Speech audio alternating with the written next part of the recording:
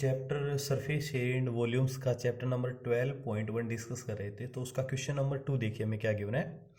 A vessel is in the form of a hollow hemisphere mounted by a hollow cylinder. The diameter of the hemisphere is 14 centimeter and the total height of the vessel is 13 centimeter. Find the inner surface area of the vessel. ये जो exercise है ना बच्चों, ये जो chapter है आपका surface area and volumes, आप एक काम कीजिए, क्वेश्चन को रीड करके डायग्राम बनाना सीख लीजिए। अगर आपने डायग्राम करेक्ट बना लिए ना तो क्वेश्चन आपका बिल्कुल 100% करेक्ट होगा, ये मैं गारंटी के साथ कह सकता हूँ। मेन प्रैक्टिस आप डायग्राम बनाने की कीजिए, क्वेश्चन को रीड कीजिए। A vessel is in the form of a hollow hemisphere mounted by a hollow cylinder, यानी कि एक हेमिस्फीयर बना लो पहले तो। ये हमें एक होलो हेमिस्फीयर दिया हुआ है, अंदर से खोखला है, ओके।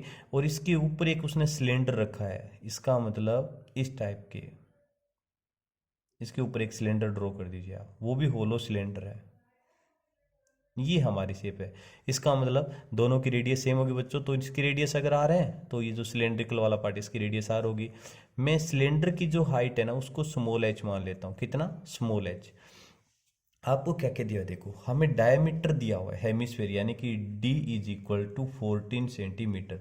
अगर d 14 है तो बताओ रेडियस r कितना हो बच्चों? 14/2 यानी कि 7 सेंटीमीटर आ गया।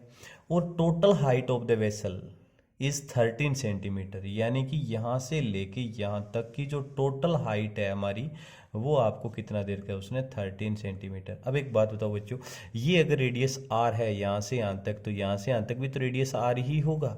तो क्या आप सिलेंड्रिकल वाले पोर्शन की हाइट निकाल सकते हो? बिल्कुल। तो एच इक्वल टू कैसे निकालोगे?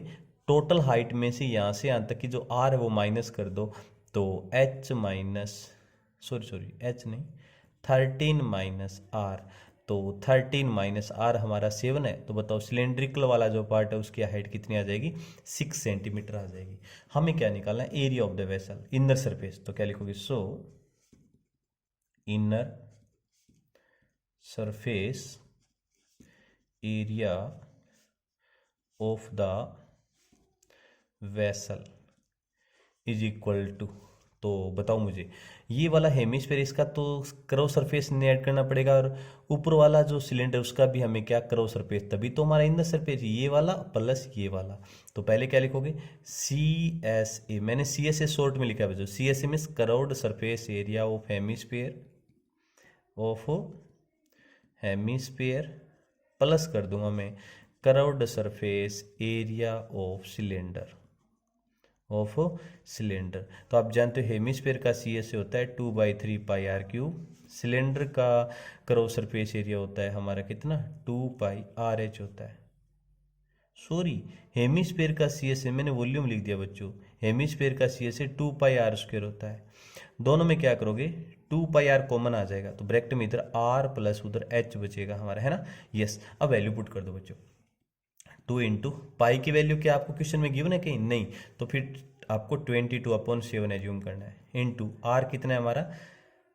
7, ब्रैकेट में 7 प्लस एच कितना है मेरा? 6 है। 7 से 7 कैंसिल, 22 टू जा 44, 7 प्लस 6 कितना? 13। 13 4 जा 52 का 2 कैरी 5, 13 4 जा 52 प्लस 5 57, 572 सेंटीमीटर स्क्वायर। ये हमारा क्या आ गया? Inner surface area of the vessel, and that is your final answer. Clear बच्चों? हो वेलकम डियर।